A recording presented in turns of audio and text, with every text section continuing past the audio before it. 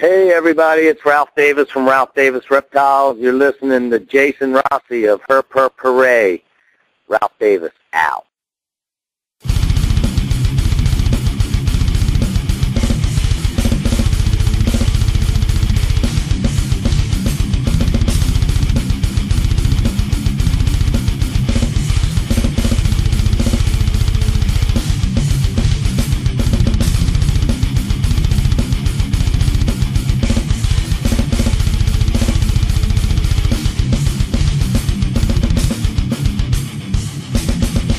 It says here we should work in teams. I tend to think of myself as a one-man wolf pack. You're about to enter information overload, a worldwide transmission with Her Per Parade's featured Breeder of the Week. Here's your host, Jason Rossi.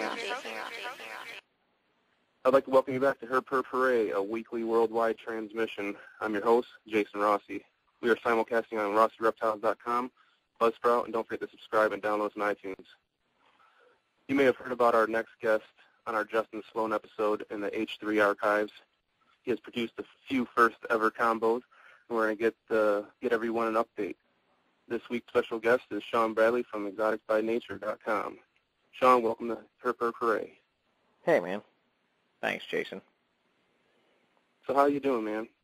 I'm doing okay.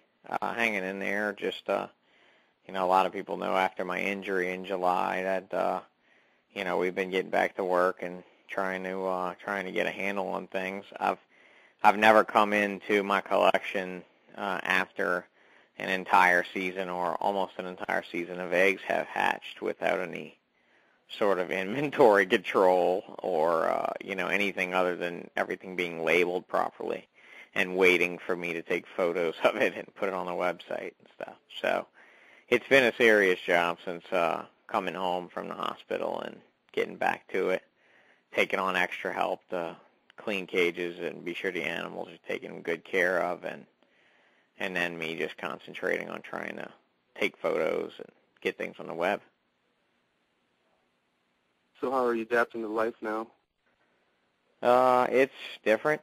Everything is, just a few inches out of your reach, and it's a little frustrating from time to time, I wouldn't lie. You have to keep on going. I guess you have to just keep, thinking about the future and moving forward, and, you just deal with what you got to deal with. It's something that you have to learn, and you have to know it. And unfortunately, I think there are people in my position that don't grasp it maybe as well as I did, and people that are waiting for miracles and things like that. And sure, I'm waiting for a miracle, But at the same time, you have to accept things in order to push forward. So. Well, we're pulling for you, and you have a strong team around you, the EBN team, right? Yeah.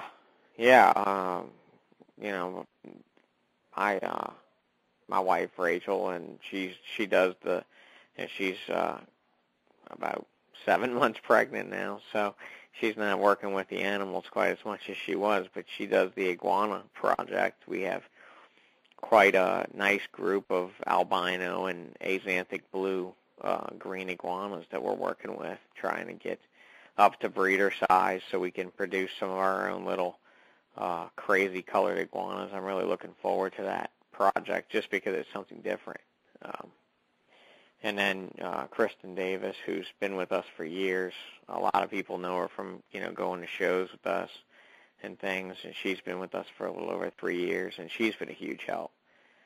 Tim Bailey from Bailey & Bailey Reptiles, he's my best friend, and he lives maybe 3 miles away. He's been a huge help, even though he's not, officially part of the Exotics by Nature team. He's definitely part of our family here, and he's done just tons for me, and while I was in the hospital.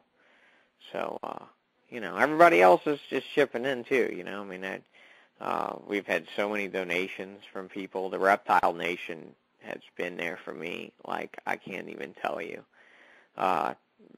Big thanks to Jay Eaton and Limey for that performance at the Myrtle Beach show this August. they were able to raise, like I think over $20,000 for us, which was amazing.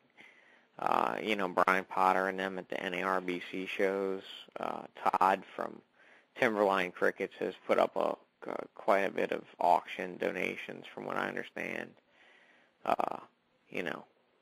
Repticon show did a raffle and benefit for me. It's really just been amazing how many people have really just kind of reached out for us and made us feel like we really, we're a part of a big family. Well, we're pulling for you, Sean. Thanks, man. Thanks. I mean, it's absolutely amazing. I mean, and like Jay Eaton said, he runs the Myrtle Beach show. He's like, dude, the only everybody kept asking me, why are you doing such a big thing? He's like, the only thing I can tell you is I wish that somebody would do the same thing for me, if something happened to you, and that's the thing is it's like, it's so unfortunate and it's so sad, but at the same time, I have a lot of things to be thankful for, going through rehab, physical rehab especially, you meet people, you meet people that have been, injured for many years. You meet people that have been injured very freshly like yourself, and it's an eye-opener. It really is. So, I thank everybody that's listening to this, that's chipped in, that's helped out, that's donated something, that's, hell, even, liked something on Facebook that was donated or said or something like that. Everybody has just been amazing. So thank you. All right, so why don't you tell us about your buzzball python there, the Pastel Puzzle Spider. Congrats. Oh yeah, that was a good find. When we hit that, it was actually kind of a long shot. The puzzle thing is recessive. I'm really gotta call it that because like I see markers in some hets. I don't see the markers quite as obvious in babies as I do when they're actually grown because it's really like a color sort of marker. It's not like you flip their belly over and it's these dotted patterns or whatever. It's nothing like that. It's nothing that's that simple. So the buzz was a shocker in the egg. I knew what it was. Tim Bailey was over at the house when I cut the eggs last year, and we both kind of looked at it funny, and he's like, what the hell is that? And I said, that's it. I knew that was it. And then shortly after that, I hit the very first puzzle, which Tim ended up buying. And then I just recently, I think yesterday, posted on my Facebook page a picture of the new puzzles, a couple of the new puzzle things just hatched out. And I got another regular puzzle male, so I'm super excited. Because that's only the second time, and both were males, but that was only the second time that I produced the homozygous puzzle without any other gene in it, So, you asked about the buzz.